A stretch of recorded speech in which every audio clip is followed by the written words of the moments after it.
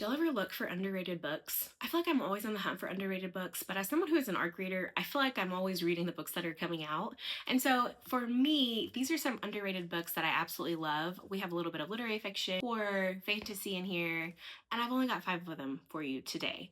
But all of these books have stuck with me. They are books that I think about constantly, and I honestly try not to talk about them too much because which might, I know, is counterproductive, but listen to why. Because I could just talk about them all day. So I figure in my very small part of the bookish internet, let's talk about some 5 underrated books that I absolutely love and I would love for everybody to read and hopefully love. So the first book is The Ordeal of Being Known by Malia Rose. Let's look at this cover.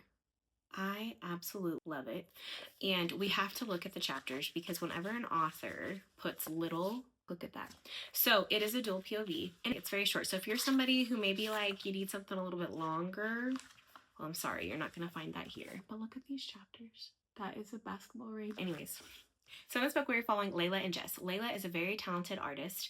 It's a way that she's been able to sustain her life, and she is pretty sought after. The person that is seeking her work is Jess. Jess is a part of the MBA, and he is looking for a new piece of art, and he's been following her art, and so he hires her to create this new piece of art for him. She goes to meet him. They actually end up in the hospital at the end of the day because they have a mutual friend who's gotten hurt, and then under some interesting circumstances, they end up living in the same apartment for a period of time.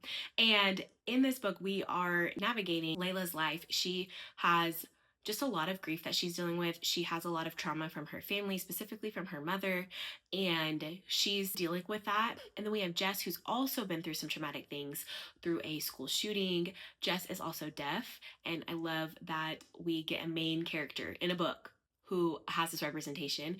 And I just absolutely loved their relationship and them not only becoming lovers, but also becoming really genuine friends. And it is just done so well. Now, is this a perfect book? It absolutely is not. There's some grammatical errors. There's some pacing issues. This is one of those books that while I love a short book because I love when an author leaves things up for interpretation or just keeps us wondering a little bit, this is one of those books that I wish was longer just because I love Layla and Jess so much. I love their conversations. I love how natural their relationship felt and when outside forces come in, how they handle it. It is so good. It's an exploration of grief and love and friendship. And I think it's highly underrated. I don't know if I mentioned it. Malia Rose is a Palestinian author. So if you would like to support a Palestinian author, I think this is such an incredible book to pick up. Sticking with the pink theme here, I Make My Own Fun by Hannah Beer. This book was a complete surprise to me. I love me an unhinged book. So one, if you love an unhinged book, this is going to be for you. Specifically, if you love an unhinged woman, this is going to be for you. So in this book, we're following Marina, and she is a celebrity. She's very popular. She's not what she seems, right? And there's one night she goes to a bar just to unwind, all this kind of stuff. And her bartender, she's immediately attracted to her. The bartender's name is Anna. And Anna is very flippant about it. She's just doing her job. She's not making it a big fuss that Marina is here, even though Marina in her head is like, I'm incredible and amazing and everybody knows who I am. What do you mean you're treating me whatever? Well, they end up having a night together and that sets off Marina and she becomes obsessed with Anna. And this obsession turns dark very quickly. Marina is convinced that she can buy Anna's affection and that she can convince Anna to be like her person and basically be her possession is how it comes off because Marina she's not doing well up here. And she genuinely just is so ridiculous. The lengths that she will go to get Anna to just even acknowledge her is absolutely wild. And I loved every second of it.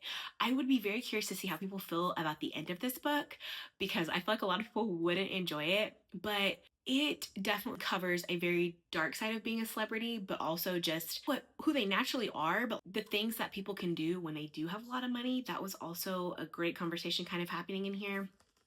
Anyways, I thought it was fantastic and it was wild. And I enjoyed every second of it. Let's talk about Providence Girls by Morgan Dante. So in this book, we're following Vin. She escapes her small town. A lot of wild things are happening and she's able to get out, but she needs a little help along the way. And in steps Azzy comes in and saves her. And these two women become very close under very interesting circumstances. And the thing about she's a little bit more quiet. She doesn't got a lot to say, that type of deal. But she does have these markings on her neck that look like gills. And that's all that we're told until we start to see Azzy physically change. She starts to lose her hair, her teeth start to change, her mannerisms start to change. She's literally transforming. And it really is just a beautiful and low-key horrific exploration of love and how far you're willing to go for the person that you love.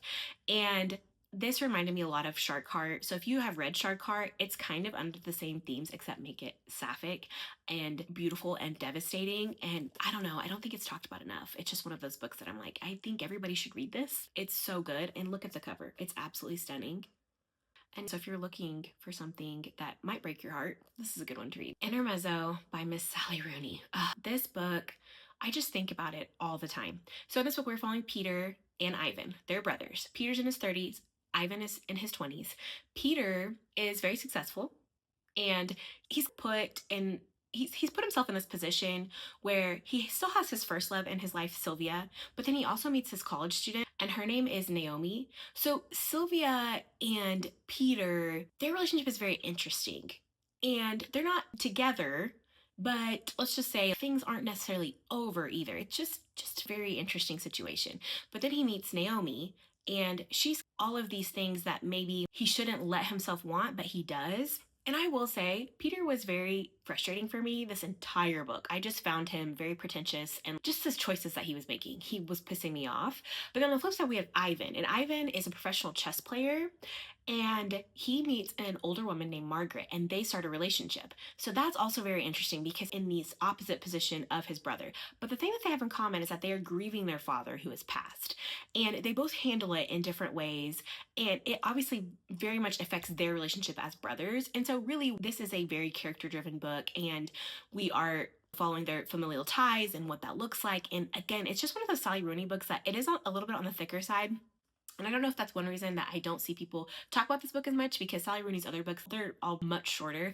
But this one was just done so well. And if you are into character-driven books and really exploring that, I think this is going to be a great book for you. This is a book that I want to come back to and reread.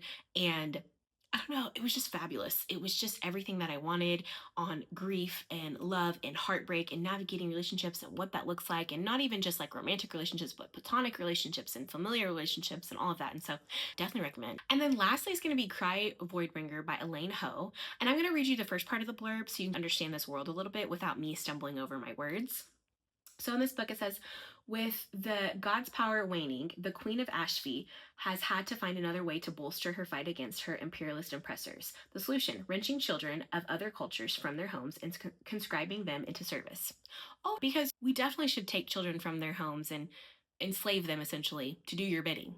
Sure. So one of those children that was taken from her home is Hammer. And Hammer is my favorite character by far. I fucking love her so much. She is feminine rage to a T, and I just adored her. She is funny, she is smart, she is cunning, she makes some stupid decisions along the way, absolutely.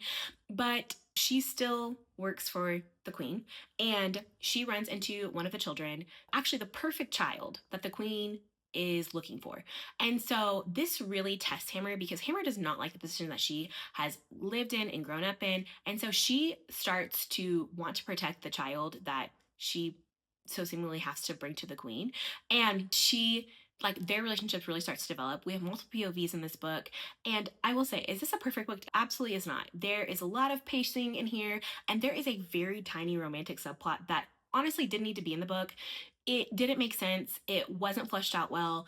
And it kind of annoyed me, honestly, because I was just like, that was unnecessary. Or if you were going to do it, I feel like it was too insta-love for what was happening. It was just like, boom, oh, wow, literally. It was just very jarring. And so I will say, I don't think this book needed any type of romance, really. But for that situation that these two characters were in, I didn't enjoy that part. So that was the major part of the book that I didn't enjoy. But there is a relationship that the queen has with somebody that is in her world, and it's a very challenging relationship, and that's all I'm really going to say about that. But I thought it was very realistic, and it was also maddening, but in the best way because of how things change and develop over time. So anyways, I think that if you're looking for an underrated fantasy book, and maybe you can look past some of the pacing and things like that, I think you'll really enjoy it. I loved it. I love the character work. Again, if you can give me a very serious book but with some humor in it, I'm going to eat it up every single time. So definitely recommend this one. So those are the 5 books that I think are underrated. that need to be talked about more. And I hope that you'll pick up at least one of them. And if you do, please let me know, because that would make my whole day, even if you didn't end up liking it. So thanks for watching, and I'll see y'all soon.